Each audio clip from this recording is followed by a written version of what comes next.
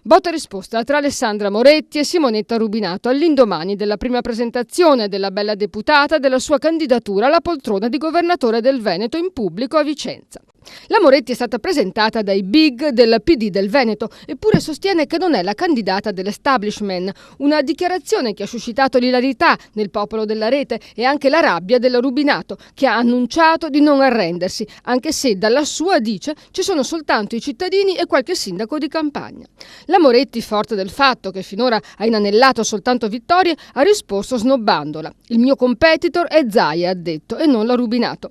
Ma stamane su Facebook la rivale, la Rubinato, ha calato il suo asso alla conquista degli indipendentisti. Mi candido, ha detto, alle primarie del 30 novembre, perché se vinco mi batterò per il riconoscimento al Veneto di regione autonoma. Sulla rete la Rubinato è molto più simpatica. La candidatura della Moretti invece è stata accolta con scetticismo. In un post qualcuno scrive: ha dichiarato che se perde rimarrà a Venezia. Ma non l'aveva detto anche Casson e poi abbiamo visto com'è andata a finire?